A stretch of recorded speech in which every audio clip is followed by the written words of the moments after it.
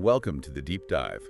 Today, we're exploring the work and, well, the mind of artist Bob Camblin. We've got quite a range of material for you. Exhibition records from '91. Right, and a lot of his own quotes, which are fascinating, often quite enigmatic. Plus historical info, reviews of books featuring his work, The Art of Everything, Zen, and the Art of Enlightenment. And Bob Camblin, Incomplete Works Volume 1. Yeah. So our aim here is to weave these threads together for you. To give you a richer understanding of Camblin's pretty unique artistic vision. It's interesting, looking back, he was recognized quite early on. We found records from 1991, his involvement in the Texas selections from the Menil Collection show. At the Galveston Art Center? That's right, his piece Trotline Memorial from 1971, pencil and watercolor. Okay, so not exactly an unknown figure even then, being linked with the Menil Collection. It says something, Go ahead. definitely. It speaks to the quality people saw in his art early on. And he also donated work to KLRU-TV in Austin that same year, listed with other notable artists. Exactly. So that early recognition, it's a good foundation for tracking how his voice, evolved. Which brings us to his own words, the quotes. Ah, yes. These are really something. They really are like little windows, aren't they? You get these poetic bits, philosophical thoughts, sometimes almost like riddles. Definitely. Impermanence seems to be a big theme, things not lasting. He writes, fortunately, some things remain forever. Or another 10 years, perhaps. A bit wry. And now with him gone, look, Yeah. it's very immediate, that sense of loss or change. And it's often tied to specific memories, isn't it? Like, sad how we all aged at that moment in time, Saltaire, summer 1967. Yeah, it's grounded, not just abstract change, but felt change. So maybe key insight there is how he engages with transience. Not with despair, maybe. But as a prompt to appreciate the now. Possibly. Seems to inform his art, that perspective. And then there's this recurring connection he makes Yeah. between science and magic. Philosophy and art, too. He says, look into the atom, you get what you need. Look into magic and you get what you need. Philosophy and art are in both. It's like he saw them as, well, different lenses for looking at the same fundamental truths. Not separate boxes. Exactly. Fluid boundaries between ways of knowing. He also talks about finding the extraordinary in the ordinary, embracing the perfectly average. Right. I will stick with common sense and try for the perfectly average view of the universe. I think that will let me enjoy miracles on both sides of science and magic. It's quite a perspective. It's almost like a call for mindfulness. Pay attention to the subtle stuff. The things we might miss if we only look for the big, dramatic moments. Yeah, a deep appreciation for the everyday. And intuition. That Yeah. seems crucial for him. The sixth sense is to be without a doubt. That's quite assertive. Puts a lot of faith in that inner knowing. It really does. Suggests his trust beyond just logic, maybe especially in his creative work. There's also this tension sometimes between being, earthbound and wanting something more. Bright day and I soar. How cruel that my soul is attached to this earth and yet. That feeling of aspiration, of longing beyond the physical limits, it's a powerful current in creative work generally, I think. Nature, too. Seems fundamental. Find something in nature that completes you and then surrender. That idea of surrender is interesting, letting go of ego. Perhaps. Finding harmony within that natural order, rather than trying to control it. Nature as inspiration, but also as a guide. He even boils down big ideas like evolution and belief. The light is all you need. The end is to evolve by doing the best you can. The means is to amplify what you're doing and believe. It's quite a concise personal philosophy. Action and conviction. Do your best and believe in it. That's the engine for growth, he seems to say. And just the range of things he touches on. Balance, patience, freedom, silence. Even the subjective nature of reality. The reality can be maintained. In the reality, the pain that I move away from. His mind seems constantly observing, questioning. And you see how these threads, perception, self-existence, keep reappearing. We'll see them echoed in the analysis of his art, too. Right. He even reflects on art's purpose shifting.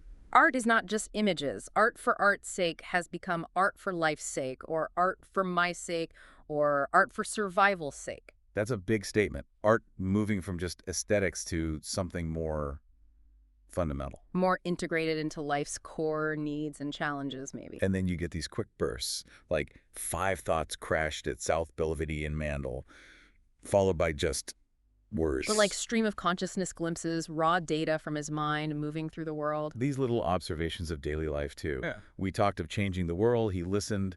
then took 21 cents from his coin purse to pay for his coffee, and left. Yeah, there's a whole story there, isn't there? Grounding the grand ideas in mundane reality. A touch of realism. And his connection to nature feels so personal. The cosmos waves as me with tree leaves. Like he's part of it all, interconnected. Nature as a communication channel. It's a beautiful recurring thread in his work and words. He finds clarity in simple moments, too. The rain-soaked willows brought me to my senses. Or, much better than arguing is to look at my watercolor palette. So art wasn't just a job for him. It was a way of processing things. A path to clarity, it seems, making sense of the world. And he tackles complex ideas about perception. White is light. Black is absence of light. Yeah. But people are seen. Makes you pause, doesn't it? About how we categorize, especially people, beyond simple binaries. The social construction of how we see each other. Exactly. And then there's that almost humorous direct address. Well, that's enough about me, Mother Nature. Let's talk about you. Treating nature like a conversation partner. Yeah, blurring that line between observer and participant, an ongoing dialogue. These fleeting thoughts, like the crash at the intersection. It captures how consciousness works. The constant flux, the unpredictable stream of impressions. Even his take on arguments is sharp. When you end an argument with a pessimist, you say, "You're absolutely right." With an optimist, you say. It's a banana. It's funny, but also shows an awareness of different worldviews. And maybe the difficulty of bridging them sometimes. Right, and communication itself. If you argue or if you agree, you may learn, but you do not communicate. Wow. That suggests real communication is something deeper than just agreement or debate. Empathy, vulnerability maybe, something beyond just information exchange. The idea of searching without knowing the goal comes up too. The gate stays open, the fence is broken, he keeps searching, but does not know the size of his quarry. Like the value is in the journey itself, the exploration, not necessarily a defined destination. And his distinction between revolution and evolution regarding change. Revolution leads to changes.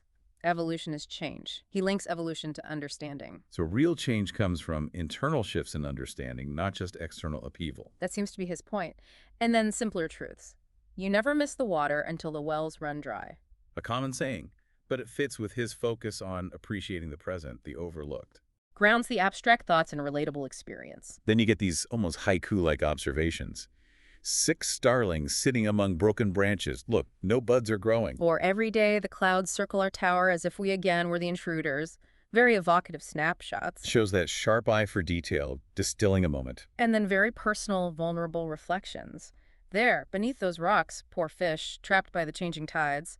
So much like us. Finding parallels between nature and the human condition. With empathy, and sometimes whimsy, like wanting to come back as a fly shining in the sun. Yeah.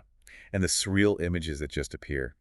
Eater of Christians, Chimera Byzantium, warm, cold children's chair. Or San Gimignano, calamari to oblivion, strange ways of magic. Unexpected juxtapositions. Glimpses into the subconscious, embracing the mysterious. Seems like it, his willingness to go beyond the purely rational. Even tiny narratives. Fragile grade lady, now tiptoe, now skirts high.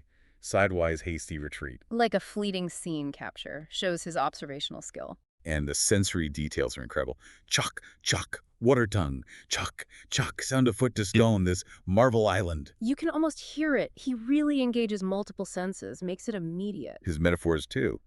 Veil of August's heat weaves the artist dragonfly. Fall, waxen feathers, flowers of burning petals, rah, rah, Icarus. Layered, connecting unexpected things, drawing on myth. Even posing questions. Oh, sandpiper, why you dance at ocean's edge? Come, the water's fine. A gentle nudge to consider our own motivations, our purpose. And these vivid word paintings. Some are great black waves one sees so seldom. Clearly. Oh, men pulling nets. Definitely a painter's eye there, capturing light, form, activity. Cultural observations pop up too from his travels likely. Right. Green rocks, blue water, bright-colored Tiberians, Picado, Capriti. Shows that engagement with the wider world, absorbing different elements. Moments of transformation captured beautifully. Through purple leaves flash, iridescent wings, shadows, hide the sinking shell. Captures that fleeting emergence, hidden beauty, and transition. Even personal milestones. First child. Glory be. 7 years deprived, my dear, for economy. Very human. Gives you a glimpse into the life behind the art. And self-perception. Ah, This strange mirror bright face cupped between my hands makes me seem so young, That subjective experience of time, how we see ourselves. Relatable. but also underlying anxieties. White magic, white lies, thoughts of twisted limbs and mind, the hidden fear seen, raw honesty there. Shows vulnerability beneath that often enigmatic surface. Inner struggles. Cycles of life considered. This egg and brown leaf has a great secret of mine, that nothing changes. Paradoxical makes you think. Highlights continuity within change, the cyclical patterns, Intricate details noticed. Dragon wheels of silk, minuscule dragons observed by Buddha spiders. and the playful imagination. This dragon never lived on paper or flowers. Well, perhaps next time. Engaging with both the real and the fantastical. Mortality surfaces, too. Jawless monster, cold marble sundial of the church, do the old men sleep? Poignant reflection on time, aging. But also the return of life. Weeds of last year crowd, shaking with lavender. Spring winds are just the first sign. Hopeful renewal. Speaks to that persistence of life coming back after dormancy.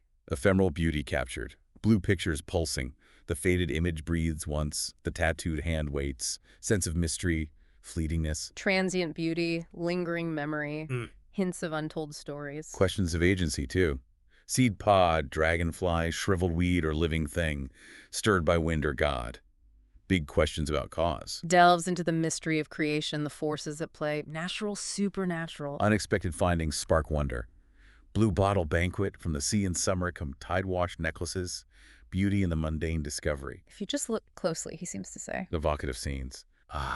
Purple canals, golden palazzi, the rain muffles her crying, atmospheric, melancholic. Or on longboat, memory of summer walks, I hear this is gone. Sense of place, time, loss, memory. The power of art itself.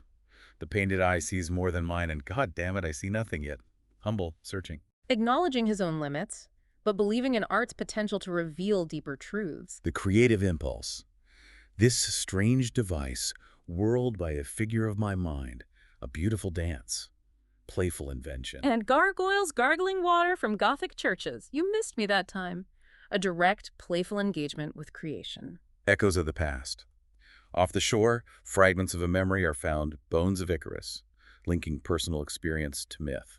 Adds layers of meaning, connecting to timeless archetypes. Simple pleasures noted. Hammock facing west, fingers knit to block the sun, become burning twigs. Sensory, peaceful. Captures those mindful moments of just being present. And more reflections on memory and art's purpose. Nostalgia like guests and fish shouldn't be kept too long. Pragmatic. But only useful if it jogs the archetype crevices of the reptilian brain. Deeper function. And the artist's freedom. The artist today is the only free agent. He is not committed, except so much as he desires it. Fiercely independent. Asserting that fundamental autonomy. He even anticipates participatory art. We may be moving to a participatory type of art, forward-thinking for the time. Shows his awareness of that evolving relationship between art and audience. And belief in art. Religion, belief. If I believe in ghosts, I don't have to see one. If I believe it's art, then it is. Very subjective take. Yeah, focuses on the power of conviction in shaping reality, especially for art. He touches on faith and discipline and art being both present and absent. Art is and it isn't, and now everyone knows. Love, art, paradoxical again. Blurs those lines between art and core human experiences like love, challenges definitions. And acknowledges some things can't be explained. If experienced, no description is necessary. The limits of language. Some depths just have to be felt, not articulated. The balance of opposites. Resist and submit held in perfect balance. A common philosophical idea. Finding that equilibrium between opposing forces, key to life, maybe key to his art. Conceptual notes like just figure 4. Intriguing. Hints at abstract explorations leaves it open. And humor in truth. When understood, all truth is funny. A light touch on deep matters. Suggests a certain detachment, maybe irony, that comes with understanding. Danger of being right. Don't let the demon of being right get in. Flow. Great advice. Think of what you are doing, not what you plan to do. Step off the train of thought. Be present, spontaneous. His view on artistic madness. Historians love artistic madness when it isn't alive and well and attending meetings. A wry observation. Yeah, a humorous critique of romanticizing the mad artist only in retrospect. Expanding perception. We can train ourselves to open instead of close the circuits of perception. Empowering idea. Our view isn't fixed. We can cultivate it, broaden it. Believing versus knowing. Believing and knowing are different. Mystics know something else. experience versus acceptance, Highlighting that difference between faith tradition and direct, personal knowing, especially spiritual knowing. creativity and understanding. We all are creative, but we lose our magic in understanding everything instead of knowing. Interesting tension. Suggests over-intellectualizing can maybe dampen that innate creative spark. Artistic effort. Yeah. Pushing up slowly as a tree growing. Effort of will. Heaping up of small things. No blame. Patient, accepting process. Emphasizes that gradual, often unseen dedication behind mastery. And paradox as a frame. Draw, teach, search, reveal, always framed in paradox. Seems central to his whole approach. You mentioned his drawings being like koans earlier. Could you unpack that connection a bit more? Sure, koans and Zen are these paradoxical riddles, right? Designed to disrupt logical thought, push you towards intuition. Okay. Camblin's art often does something similar visually. Unexpected combinations, things that don't quite resolve easily. So they don't give answers. Exactly. They prompt you to question, to contemplate, maybe arrive at your own insight, not a prepackaged one. Like disrupting linear thought, I see. And he had sharp critiques of the art world then.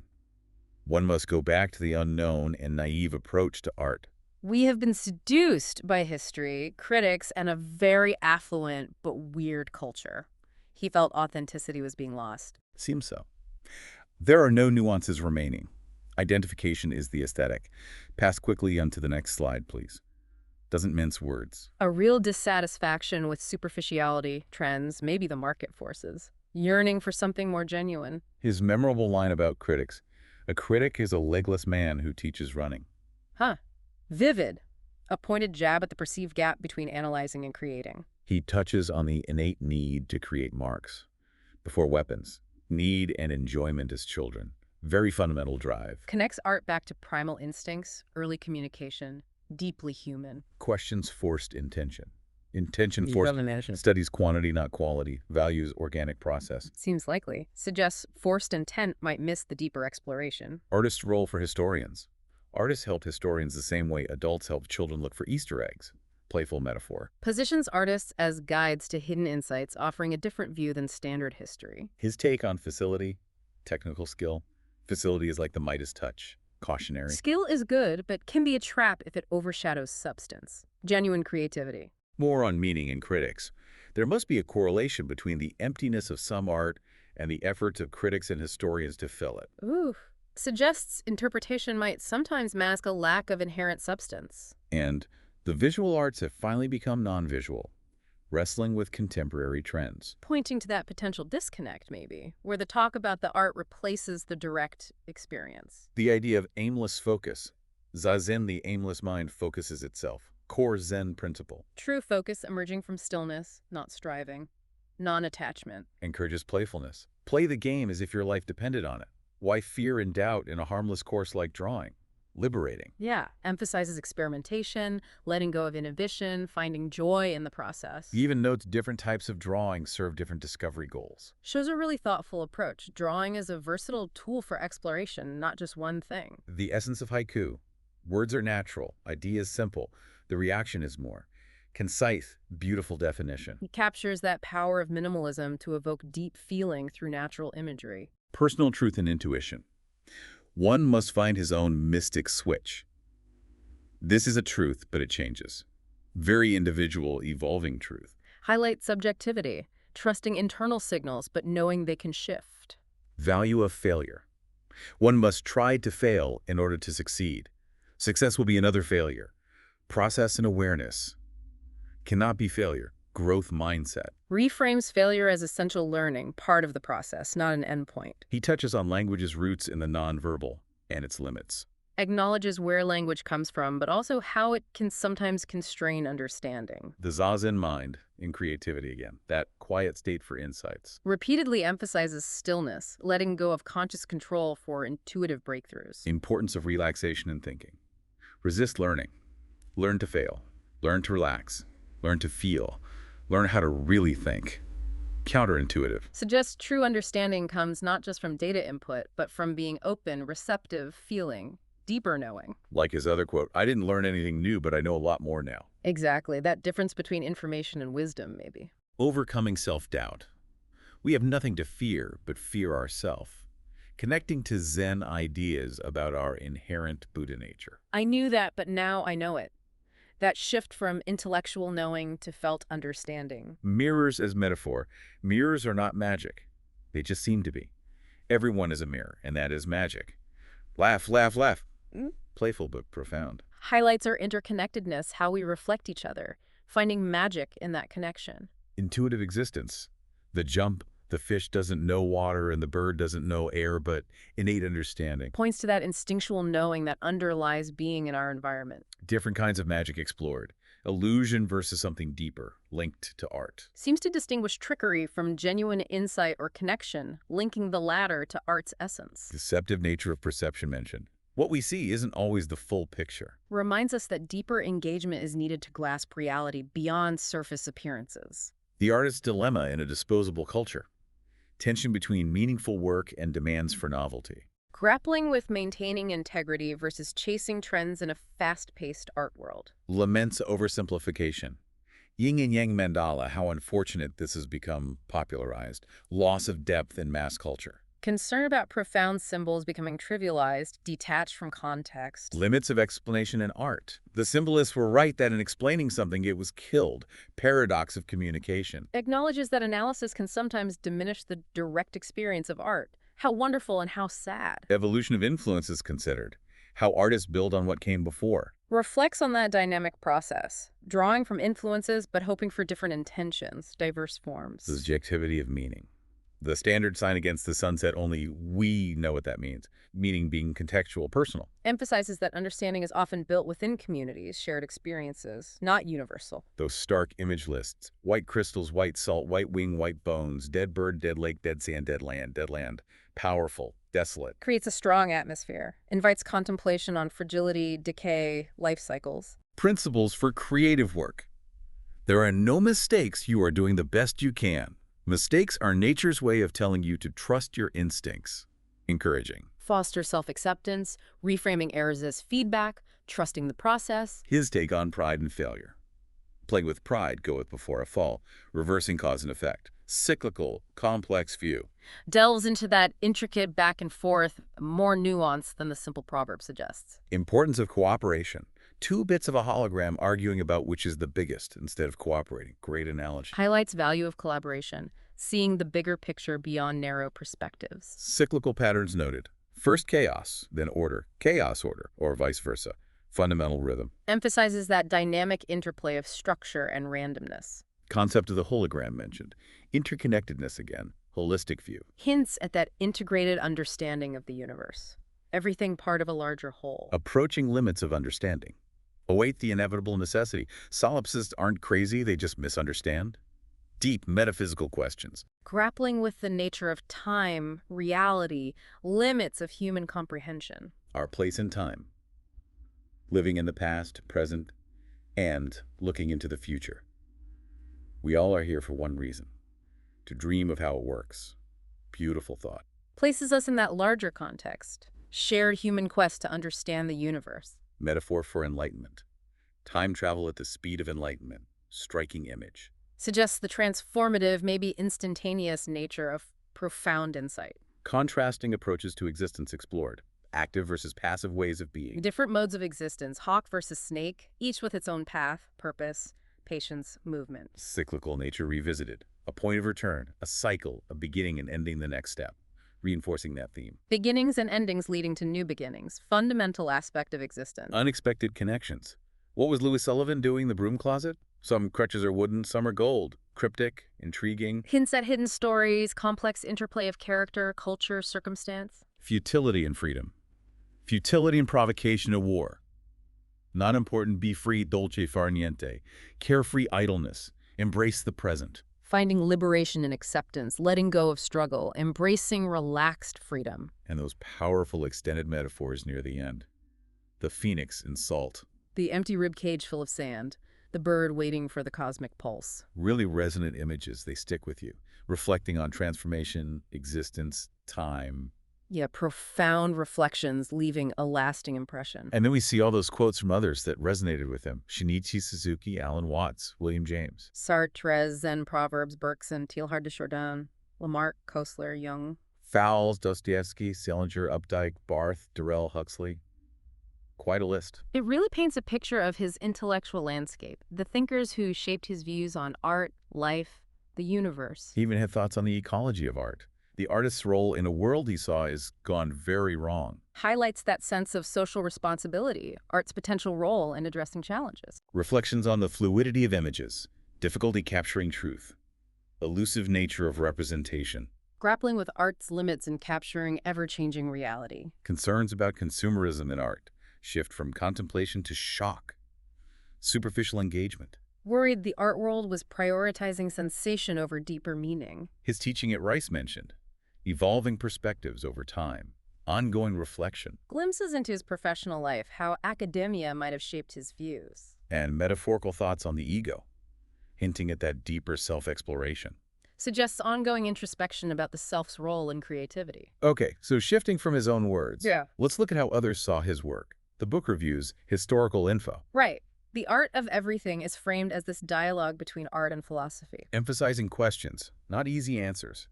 Taking ordinary things, figure four, trap, tattooed arm, frog, making them symbols. What stands out is that focus on the symbolic power in the mundane, looking beyond the surface. The review highlights illusion, traps fear, time, self-made ones, and the paradox of stillness. These paradoxes seem really central, like that trap that doesn't trap, or stillness implying movement. Visual riddles, maybe, prompting a different way of seeing. Exactly. Not solutions, but invitations to question assumptions about reality. Then the foreword of Zen and the Art of Enlightenment, it connects Western art history Realism, Impressionism, Expressionism, abstract art. with Eastern philosophies. Zen, I Ching, intuition, interconnectedness, cycles. It positions Camblin right at that intersection. Western art, Eastern thought. The foreword calls his art a portal to heightened awareness, encouraging active engagement. So looking isn't passive. It's meant to be this active dialogue, a catalyst for self-discovery, ties into his quotes about seeing. Right. The art becomes a contemplative practice, leading to self-awareness. Then Camblin himself, described as iconoclastic and enigmatic, vast, sought-after body of work. His background: Oklahoma, born 1928, Kansas City Art Institute, Fulbright to Italy. Teaching career, then embracing a nomadic life in '76, drawing inspiration from travels. That contrast is interesting. Formal background, then this unconventional, solitary path later. Shows a real commitment to his own unique vision, wouldn't you say? Definitely. And the book Incomplete Works focuses on intimate drawings, musings from 1950-74, not meant for display. Like getting this privileged, unfiltered glimpse into his process, raw creation. His art said to transcend traditional criticism, speak directly. Critics saw his evolution, intricate drawings to organic forms. Fascination with life cycles, metamorphosis, blending drawing, and watercolor innovatively. Highlights the dynamic nature of his journey, but with consistent underlying themes, transformation, perception. His journey started with abstract impressionism, then the Musha Volantes in the 70s, dots, dashes, optical illusions. Influences noted: Dada, surrealism, Fulbright, Italy, 55, shows in Chicago, Italy. Collaborative period in Houston, too, with Earl Staley, Joe Tate, challenging norms. He even signed work anonymous sometimes, believed in submerging the ego. For listeners maybe less familiar with Dada and surrealism, how might they have influenced that shift, the Musha Volantes? Good question. Dada rejected logic, embraced absurdity, often as protest. Surrealism built on that, exploring dreams, the subconscious. Okay. So these movements questioned norms, explored inner experience, chance, that likely resonated with Camblin. Makes sense. Questioning convention, looking inward. The Mushas Volantes, focusing on optical effects, how we see. It echoes that surrealist interest in the subjective, the unexpected. Got it. Helpful context. Later works mentioned, Big Al, Descent from the Cross, showing mastery. His legacy described as innovative, inspiring contemporary artists. Demonstrates continued exploration, command of different artistic languages, solidifies his influence. We learn about his early life, Ponca City, Oklahoma, influences like the Marland Estate, the Wizard of Oz. And his friendship with Forrest Harrisberger. Shared interest in drawing, reading, Air Force Reserve, then art school together. Paints a picture of that early development, environment, imagination, intellectual curiosity. His reading habits, Emerson, I Ching, Haiku Haiga, show that deep curiosity, early interest in Eastern thought. And Italy. The Fulbright year, Uffizi Gallery, the Catacombe dei Cappuccini, huge impact, influenced his mummy forms. The catacombs. That's the Capuchin catacombs, right? intense place. How might that translate visually? Well, seeing all those preserved remains, the imagery of mortality, the body, likely profound for a young artist. So the mummy forms could be an abstract take on that, exploring fragility, endurance of the human form. Seems plausible.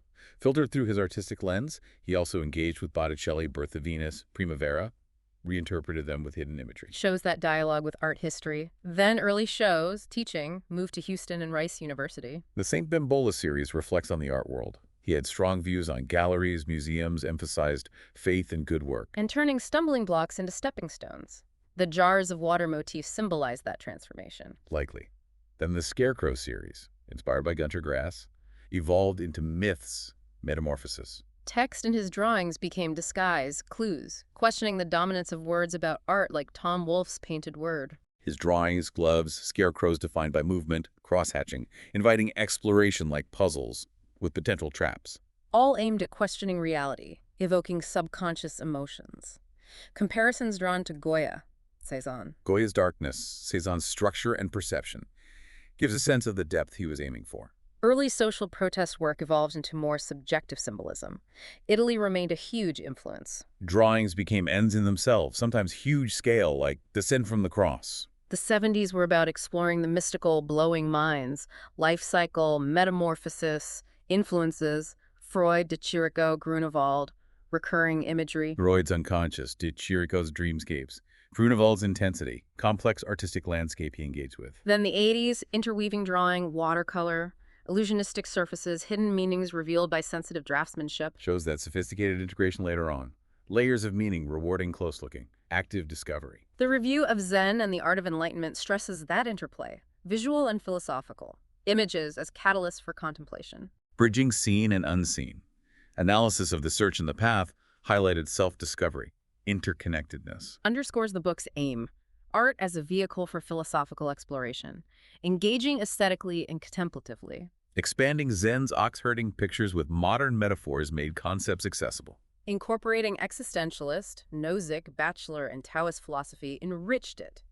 Themes: self-portraiture, doubt, impermanence, flow, paradox. Weaving Eastern and Western traditions offered a unique path to self-reflection, using Camblin's visual language. The book described as transforming static images into dynamic experiences, blurring analysis and poetry. A guide to enlightenment via art and language, challenging perception, fostering everyday enlightenment. Embracing impermanence, provoking self-inquiry, acting as a mirror for the mind, encouraging slow, deep engagement. Reconnecting with wonder, enlightenment not as a destination, but a continuous process. So the review presents it as a powerful tool for insight, using Camblin's art to disrupt normal thinking, encourage mindfulness. And finally, those quotes about Camblin. From peers, friends, enigmatic, influential, collaborative, free-spirited. Autobiographical art offering intimate perspective. Earl Staley's reflections add a very personal layer. Their friendship collaborations, Camblin's storytelling, leaving Houston, lasting impact. Even the Mr. Peanut persona, the dispersal of his collections, adds to the mystique.